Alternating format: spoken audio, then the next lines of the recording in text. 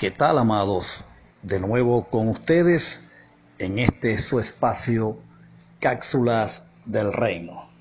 Les doy la bienvenida a todos y de una vez les recuerdo que les habla desde la ciudad de Maracaibo, Venezuela, para el mundo, su amigo y maestro en la plenitud del reino, Miguel Faría, quien felizmente pues les saluda y les envía un fuerte abrazo a la distancia y agradece su, audiencia en cada uno de estos temas que estamos cubriendo, y muchas gracias por ser suscriptor a nuestro canal Tecnologías Divinas. Bueno, lo prometido es deuda, y en eso pues es lo que estamos montados responsablemente en llevar efectos, como lo es cubrir todos y cada uno de los temas contenidos en la Biblia, y aún trascenderemos a la Biblia, entraremos en temas de actualidad que son relativos a nuestras vidas. De hecho, yo me atrevo a asegurarte que los temas de actualidad son más inherentes, más relativos a tu vida que los temas bíblicos que pertenecieron a otras épocas, a otros siglos y a otras generaciones. Eso es muy importante tomarlo en cuenta siempre. Muy bien, yo te voy a invitar para ganar tiempo y de esta manera pues obtener un mayor contenido en cada cápsula sobre el material de este tema. Te recuerdo que estamos hablando sobre el tema ¿quién fue Lucifer? A la luz de la Biblia, y hoy estaremos cubriendo la cápsula número 3. Y para ello yo te voy a pedir por favor que ubiques en el libro de Isaías capítulo 14 versículo 12, que es donde hemos estado pues desarrollando o edificando el tema. Dice así la palabra: ¿Cómo caíste del cielo, oh lucero, hijo de la mañana? Cortado fuiste por tierra, tú que debilitabas a las naciones, tú que decías en tu corazón, subiré al cielo, en lo alto, junto a las estrellas de Dios, levantaré mi trono, y en el monte del testimonio me sentaré a los lados del norte. Bien, hemos cubierto ya 2 cápsulas y hoy entraremos en la número 3, cubriendo pues este material tan importante y tan emblemático en los círculos cristianos. Por esto pues quisiera que en los próximos 20 minutos me prestases tu mayor atención posible para pues de manera exitosa poder cubrir este material y tú puedas tener a tu mano un material importante sobre el tema. Una vez pues que estos temas están claros, por supuesto que podemos accesar a un mayor nivel de felicidad, que es para lo cual hemos sido creados y plantados acá en el planeta. Muy bien, mira, la Biblia amplificada, que es la Biblia que se tradujo del griego al inglés, contiene una nota interesante relativa al término Lucifer, donde, fíjate, donde se señaló lo siguiente. Si quieres, toma nota de esto. Esto lo dice la Biblia, repito, amplificada en su pie de página, dentro de sus observaciones, porque es una Biblia que es de análisis. Se hace el análisis al contexto muchas veces, o a los textos más emblemáticos, y en este pasaje específico de Isaías 14:12, observa y valga la redundancia, nota la observación que hace esta Biblia. Fíjate, algunos estudiantes consideran que la aplicación del nombre Lucifer a Satanás es errónea. Y a pesar que comúnmente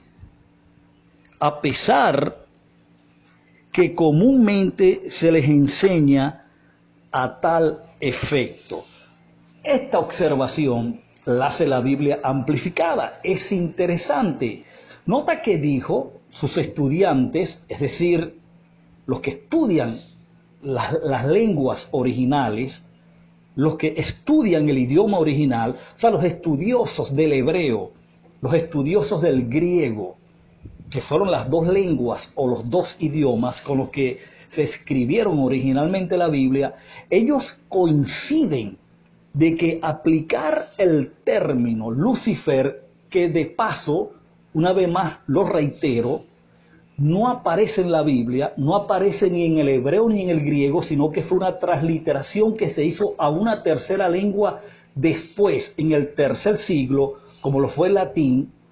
Dicen ellos, reconocen de que no es o debo decir que es un error aplicar este término a Satanás, como se ha querido hacer.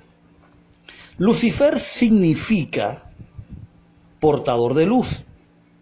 Es el equivalente en el latín de la palabra griega fósforos, que se utilizó como un título de Cristo en la segunda carta de Pedro, capítulo 1, versículo 19, que se corresponde con el nombre de estrella de la mañana que el mismo Cristo se atribuye en el libro de Apocalipsis, capítulo 22, donde Cristo mismo dice: yo soy la estrella resplandeciente de la mañana. Interesante esta declaración. ¿Por qué?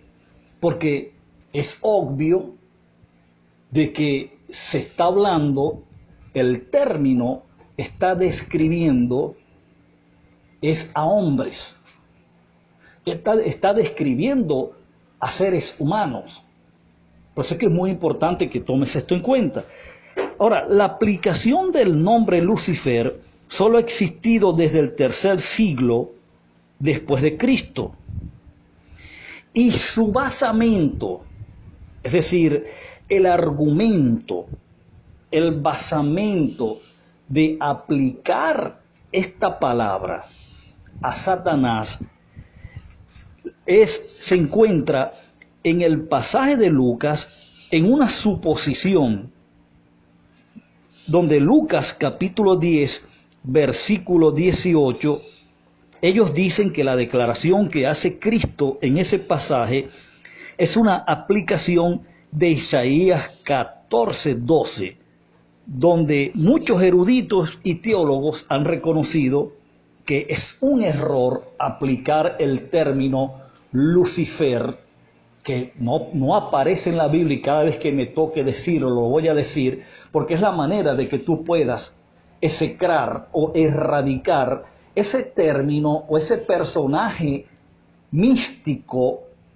inexistente, ficticio, mitológico de tu mente, lo puedas erradicar y puedas entender que no hay tal cosa como un ser, un ángel caído llamado Lucifer, convertido en Satanás posteriormente. No solamente los estudiosos de la Biblia, digamos, los que aportaron pues para la elaboración de este gran logro, de esta gran literatura como lo es la Biblia amplificada, sino que muchos eruditos y teólogos coinciden y concuerdan de que es erróneo aplicar este término Lucifer, ¿a quién? A Satanás. Decíamos, y aquí quiero pues tomarme los minutos necesarios para explicar esto.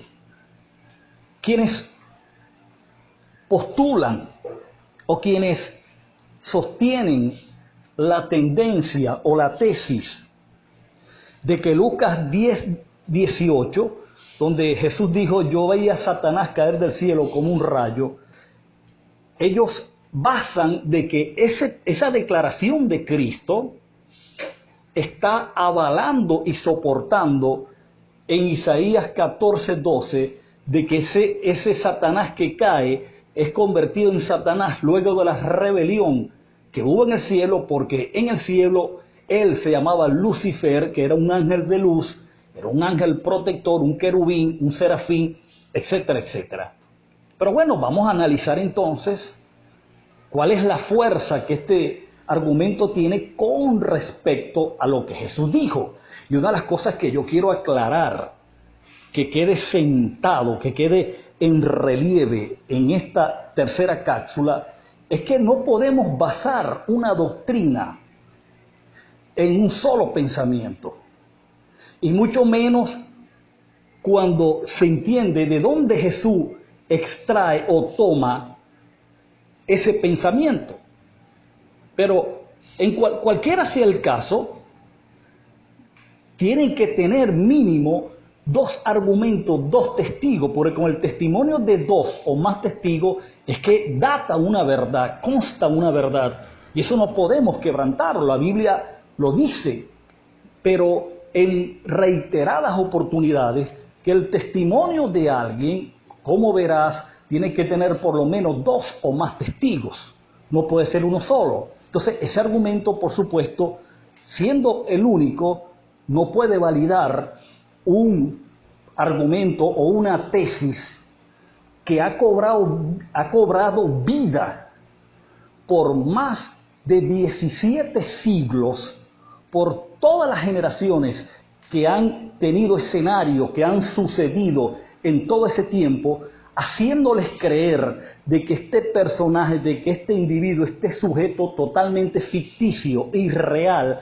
inexistente, es el causante de todos los males del planeta y del universo, es el causante de todas las desgracias, de todos los problemas, de todos los fracasos de los seres humanos, que un día fue un ser perfecto, un día fue un ser acabado de hermosura y de belleza, pero como se llenó de maldad su corazón, de soberbia, fue destronado de su lugar y fue enviado a la tierra, y mientras caía se convierte en Satanás, que según ellos es el pasaje que citan como un argumento, como lo es Lucas 10:18, para decir de que Lucifer luego se convierte en Satanás totalmente errado. Entonces, por ese argumento de que solamente tienen un solo soporte, ya no es una doctrina. Usted no está, como estudiante de la Biblia, no está obligado a creer tal,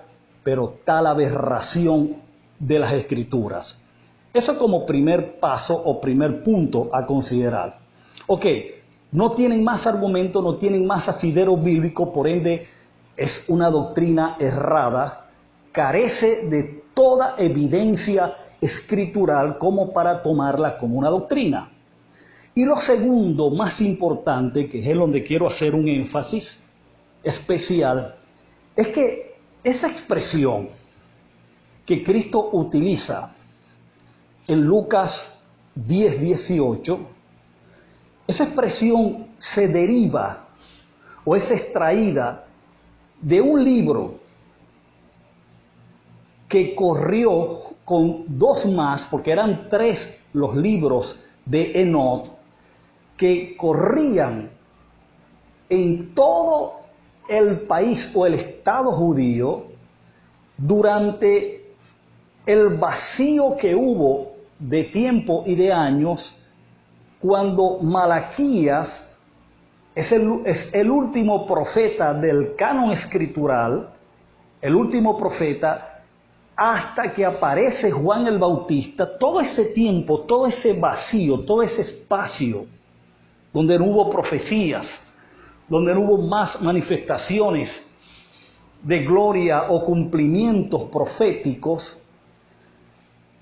llegaron o entraron del exilio muchos judíos de sectas disidentes, quienes, habiendo entrado en las culturas de estos imperios que les tomaron como esclavos, que les tomaron cautivos, entraron a hacer contactos con sus culturas, con sus creencias, con sus tradiciones y costumbres paganas, con sus mitologías, y tomaron muchas de sus literaturas, y cuando regresaron del exilio a Israel nuevamente, difundieron todas estas culturas, todas estas fábulas judaicas, como el apóstol San Pablo les llamó, y entre esas fábulas, entre esos muchas literaturas y libros que circulaban para ese entonces, había estos 3 libros de Enoch que eran considerados como muy importantes para la generación de esos días, que fue la generación del primer siglo.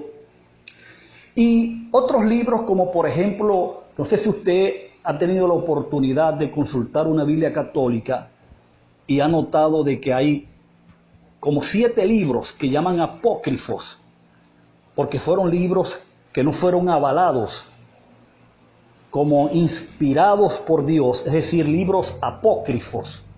No fueron avalados por Dios como para ser parte del canon escritural, sino que fueron vistos como poco confiables.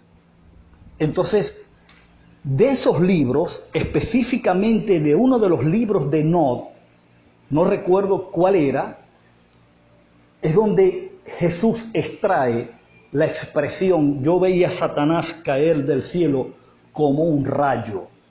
Jesús toma de ese contexto del libro y del contexto histórico que se vivía en el momento, porque era un libro que había cobrado mucha fuerza, mucha credibilidad en la mente y en los corazones de los judíos de aquel entonces. Pero había un grupo de judíos, había un conglomerado de judíos que mantenían su línea ortodoxa y sabían de que esos libros no estaban avalados por Dios, no fueron inspirados por Dios. Quienes lo escribieron jamás fueron calificados o fueron llamados por Dios para que mediante su unción ellos pudiesen escribir esta literatura con algún objetivo o propósito en específico. No hay nada que lo confirme, por eso son considerados apócrifos. Ahora, Jesús toma de este contexto del libro, de uno de los 3 libros de Enoch, es donde aparece esta expresión: yo vi a Satanás caer del cielo como un rayo.